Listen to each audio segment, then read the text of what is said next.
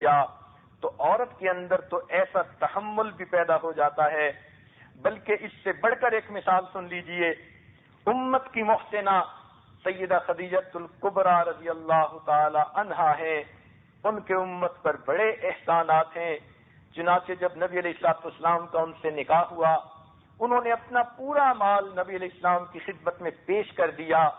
نبی علیہ السلام اس سے پہلے مدینہ کے فقراء میں سمجھے جاتے تھے کہ جن کے پاس پیسوں کی کمی ہوتی ہے، لیکن نکاح کے بعد مدینہ کے امراء میں شمار ہو گئے. اللہ نے وہ سب مال دین کی خاطر خرچ کروا دیا. چنانچہ جب نبی علیہ السلام غار حرا میں تشریف لے جاتے تھے، ایک دن آپ پر وحی اتری. آپ نے جبرائیل علیہ السلام کو اصلی شکل میں دیکھا. ان کے 600 پر تھے. حدیث پاک کا مفہوم ہے ایک پر کو بچھائیں تو وہ پھیلائیں تو وہ مشرق کو ڈھانپ لیتے ہیں، دوسرے کو پھیلائیں تو مغرب کو ڈھانپ لیتے ہیں. اتنا بڑا ان کا قد ہے کہ وہ پورے آسمان کو ڈھانپ لیتے ہیں. چہرہ ان کا سورج سے زیادہ روشن ہے اور اتنی برق رفتاری ہے کہ اگر بارش کا قطرہ زمین سے ایک بالشت اونچا ہو، اس سے پہلے کہ وہ قطرہ زمین پر گرے، جبرائیل علیہ السلام سدرۃ المنتہا سے زمین پر آ کر پھر واپس جا سکتے ہیں. اللہ نے اتنی تیز رفتاری عطا فرمائی. اب اتنے بڑے فرشتے کو آپ نے پہلی مرتبہ اصلی حالت میں جب دیکھا تو نبی علیہ السلام کے اوپر ایک خوف کی سی کیفیت طاری ہو گئی. چنانچہ آپ گھر آئے. بخاری شریف کی روایت ہے، آپ نے فرمایا زملونی زملونی زملونی، مجھے کمبل اڑا دو کمبل اڑا دو. چنانچہ بی بی خدیجہ الکبریٰ نے فوراً کمبل لپیٹ دیا. آپ لیٹ گئے. نبی علیہ السلام نے فرمایا لقد خشیت علی نفسی، مجھے ڈر ہے کہ کہیں میری جان نہ نکل جائے. پوچھا اے میرے آقا کیا ہوا؟ نبی علیہ السلام نے پورا واقعہ سنایا. اب کوئی آج کی عورت ہوتی رونے پیٹنے بیٹھ جاتی، میرے خاوند پہ اثر ہو گیا، میرے خاوند نے جن دیکھ لیا، میرے خاوند پہ کسی نے کچھ کر ڈالا، میری زندگی کا کیا بنے گا. مگر وہ ایسی عورت نہیں تھی. انہوں نے اتنی بڑی بات سن لی مگر پھر کہنے لگیں کہ اے اللہ کے نبی آپ اطمینان رکھیے، انک لتصل الرحم، کلا ہرگز نہیں، واللہ اللہ کی قسم، لا یخزیک اللہ ابدا، اللہ رب العزت آپ کو کبھی ضائع نہیں کرے گا، رسوا نہیں کرے گا.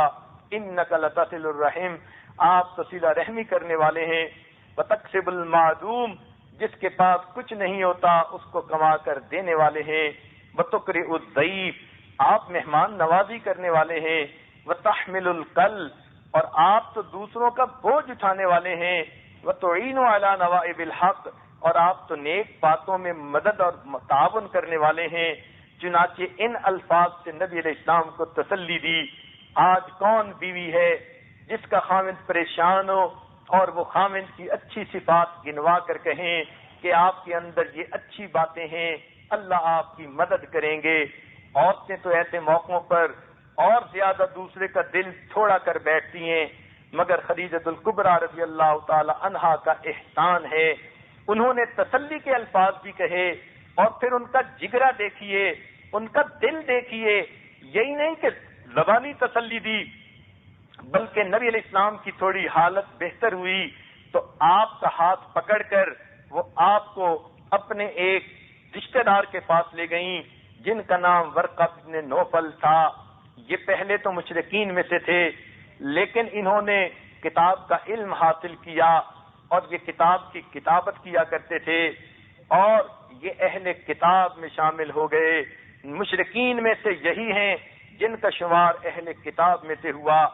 انہوں نے ان کو جا کر کہا کہ یہ آپ کے بھتیجے کیا کہتے ہیں، اسمع لابن اخیک، کہ اپنے بھائی کے بیٹے کی بات تو سنیں، یعنی سنیں نبی علیہ السلام کیا کہتے ہیں. ورقہ بن نوفل نے کہا یا ابن اخی ماذا ترى، اے میرے بھائی کے بیٹے تو نے کیا دیکھا. نبی علیہ السلام نے پورا واقعہ سنایا. پھر انہوں نے فرمایا ابشر ابشر، آپ کو بشارت ہو، خوشی ہو. ھذا الناموس الذی، یہ وہ ناموس ہے جو موسیٰ علیہ السلام پر وحی لاتا تھا اور یہ آپ کے اوپر بھی اللہ کا پیغام لے کر آیا ہے. پھر فرمایا کہ میں بوڑھا ہوں، اگر میں زندہ ہوتا تو تمہاری مدد کرتا۔ سبحان اللہ، سیدہ خدیجۃ الکبریٰ کا پوری امت پر احسان دیکھیے، انہوں نے زبان سے بھی تسلی دی اور اپنے عمل سے بھی انہوں نے ایسے شخص کے پاس آپ کو پہنچایا جنہوں نے پورے معاملے کو کھول کر رکھ دیا۔